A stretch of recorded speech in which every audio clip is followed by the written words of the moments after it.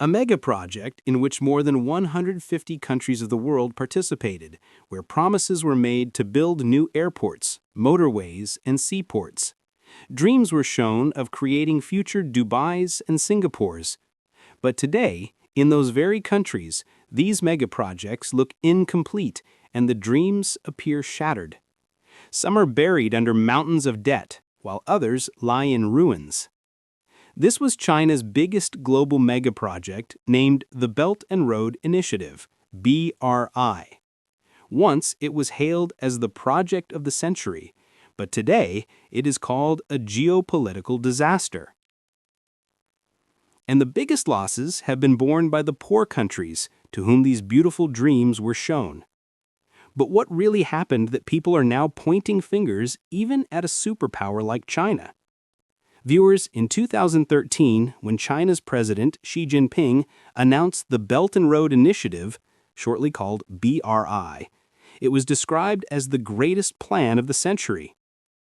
Its goal was to build a new Silk Road by connecting Asia, Africa, and Europe through railways, highways, and ports. China's mission was to put poor countries on the path of development and to project itself as a global leader. This vision of China shocked the world. More than 140 countries showed interest in the plan. Many poor countries immediately began borrowing money from China. Very quickly, China poured $1.2 trillion into this project. But this money was not aid. It was loans given to countries that Western banks or the IMF had already deemed too risky to lend to. Soon, the true face of BRI began to appear. It was not just an infrastructure project, but a geopolitical and economic agenda of China. The truth was that China's industrial capacity had grown far beyond its needs. Every year, millions of engineers were graduating, but it was becoming difficult to provide jobs for them inside China. So China devised a plan to export them abroad while simultaneously expanding its geopolitical power. The idea was to lend money to poor countries for BRI projects and then use its own industries and workers on these projects, benefiting itself in the process. The biggest problem of BRI is what's called debt trap diplomacy, meaning China lent so much money to poor countries that they could never repay it. And in return, they were forced to hand over land or important infrastructure to China.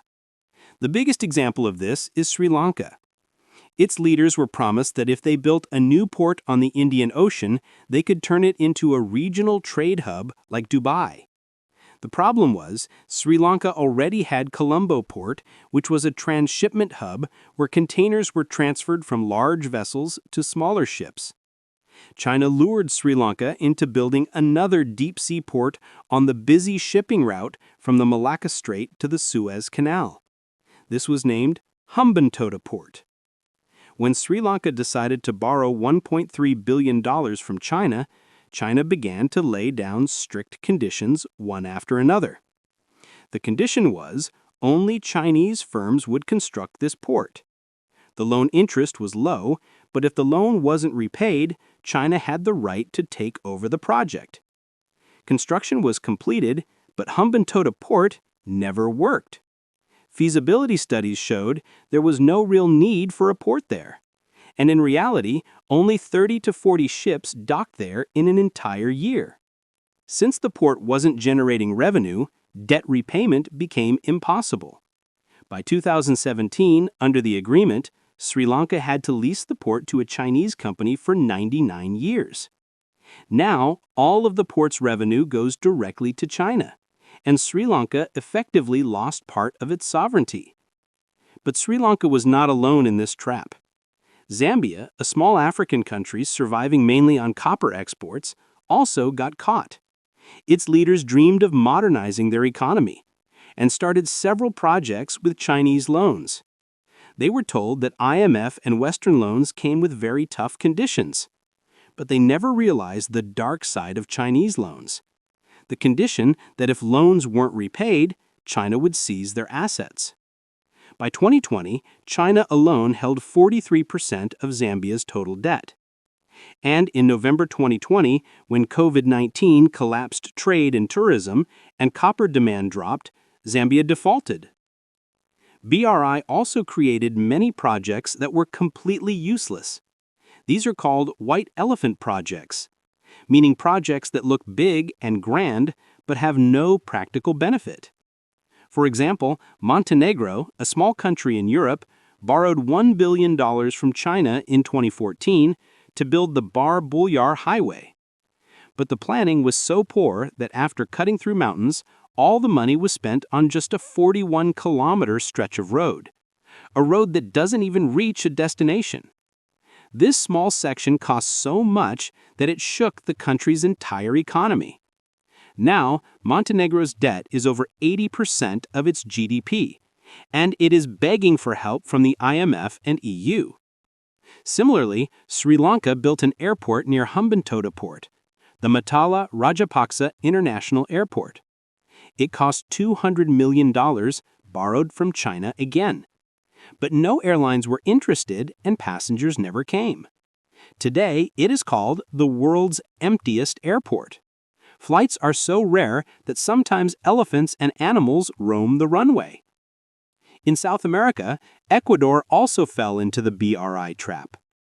To solve its energy crisis, it built the Cococoto-Sinclair Dam with China for $2.6 billion. But Chinese contractors ignored quality standards.